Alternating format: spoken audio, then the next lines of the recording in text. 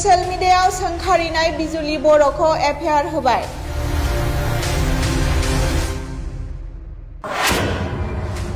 साननैसो सिगां ससियेल मिडियायाव गोबां गाज्रि बाथ्रा बुंनाय बा जाय सोदोबफोरखौ बाहायनो नाङा बैफोरबायदि सोदोबफोरखौ बाहायनायनि दिजुलि बर' होननाय सासे आइजोखौ एफआइआर होनाय जाबाय। मानो एफआइआर होखो नङा होनबा खोनासंनानैबो लानि। जोङो ससियेल मिडियायाव बाहायनो मोनदों होननानै जानला मानला सोदोबफोरखौ जानला मानला वर्डफोरखौ बाहायबा जानाय नङा। आरो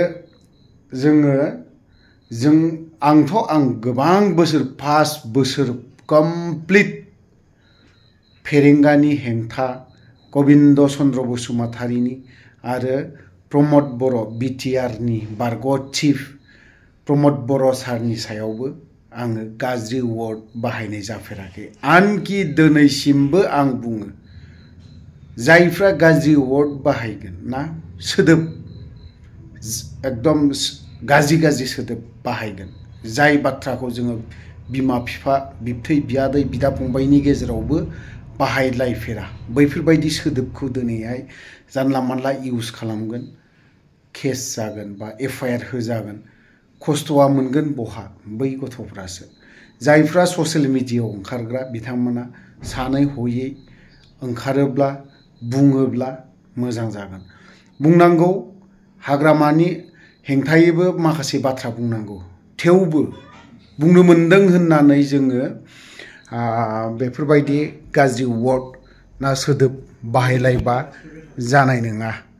बा जोंबोथ' बाहायनो गोसो मालाबा ओंखारफ्लांनो नागिरो, थेवबो खोनासंनानै बे गाज्रि सोदोबखौ जों दाननानै गारो।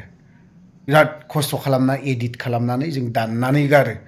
प्रमद बर'खौबो जों मानो बुंनो, बिबो सासे दैदेनगिरि। गबिन्द बसुमतारीखौ मानो बुंनो, बिबो सासे दैदेनगिरि। हाग्रामा महिलारिखौ मानो बुंनो, बिबो सासे दिनैहाय बिराद सेक्रिफाइस खस्थ' खालामबोनानै बियो बिटिसिखौ सोरजिदोंना। बिबो बिराद खस्थ' लाबोनानै बियो बिटिसिनि चिफ जादों। बेखौ दिनैहाय गाज्रि सोदोब बाहायगोन बे मालाबाबो जानो हाया।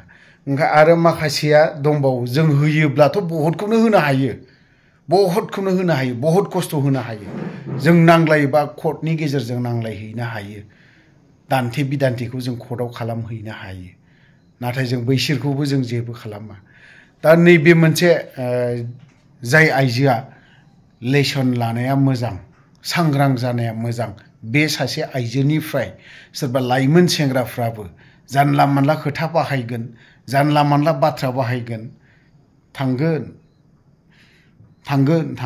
एकदम खस्थ' मोनगोन। थांनाया बेनो कर्ट गानांबाय थांगोन, मेन्टेलि टर्चार। बियो दुनियानि जोबथा गाज्रि होननानै बुङोबा जाय केस थाजानाय, जाय केस होजानाय, कर्ट गानांबाय थानांनाय, एभ्रि मान्थ कर्ट गानांनाय ना, बै मानसियासो खस्थ' मोनो। बिसोरबायदिया जोंफोर मोनदों, दासिमबो जों दङ। केसनि गेजेरजोंनो जों दासिमबो भुक्तभोगि जानानै दङ। जायनि जाहोनाव जोङो थांनाय 5 बोसोराव थानाय सरकाराव थानायखौ जों बुंदों। जों रन्जित बसुमतारीखौबो बुंदों, गाज्रि वर्ड जों गैया, बुंफेराखै। आंनि भिडिअ 5 बोसोरनि भिडिअ हाबनानै नाय, सोरखौबा गाज्रि वर्ड बाहायदोंबा, सोदोब बाहायदों नामा बेफोरबायदि। ओंखायनो जायफ्रा ससियेल मिडियायाव ओंखारग्रा बै बेक्तिफ्रा सांग्राङाव बाहाय। फेसबुक पेजफोरखौबो जानला मानला इउज दा खालाम। गाज्रि जानला मानला सोदोबफोरा दाखालिथ' एकदम नंखाय, माने जाय सोदोबखौ बाहायनाङा बेफोर सोदोबफोरखौ बाहायदों। बेफोरनि मेन्टेलिटिफ्रा सिन्ताधाराफोरा माबायदि जागोन। सासेथ' आइजोनि माखासे सोदोबफोरा एकदम लेथ्राथार, नायजाथारा। आं बांद्राय बाथ्रा बुंनो सानाखै। नैबे मोनसे भिडिअखौ एसे नायना लाग्रोनि एसे, मानो केस होजाखो। हाग्रामा महिलारिखौ गाज्रि रावजों सोंखारिनाय बिजुलिखौ एफआइआर होबाय।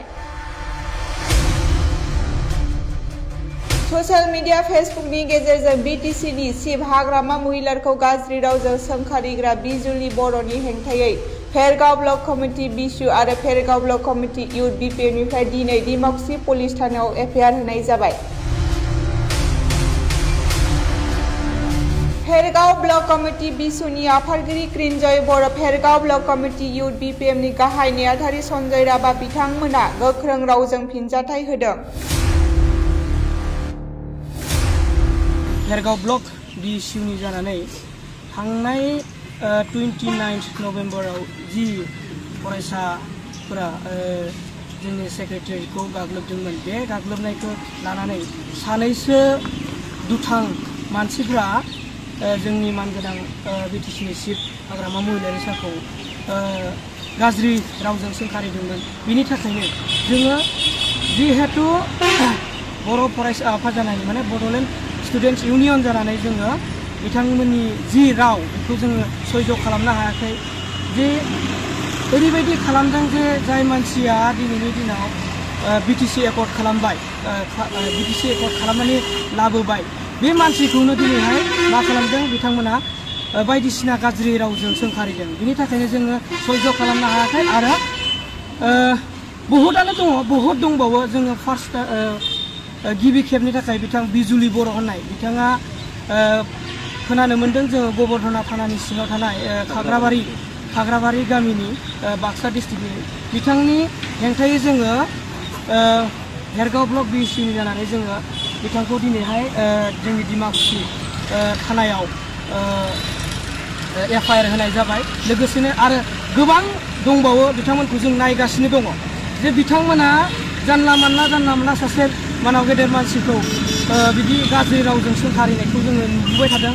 थ' दिनैहाय जोङो गोख्रोङैनो बुंहरगोन, जोङो फेरगाव ब्लक बिसुनि जानानै गोख्रोङैनो बुंहरगोन जे बिथांमोना बेफोरबायदि गाज्रि रावजों सोंखारिनायखौ गोजानाव दोन, नङाब्ला उन समावबो जोङो मानगोनां बिथां सारजों जोङो गसंथागोन आरो लोगोसे जोङो बिथांखौ जि गाज्रि रावजों सोंखारिदों, बिथांनि जेसेबांखिनि गाज्रि रावजों सोंखारिनो मानसिफोर दङ बिथांमोनखौ जोङो साफा साफायै जों बिदि एक्सन लानाय जागोन।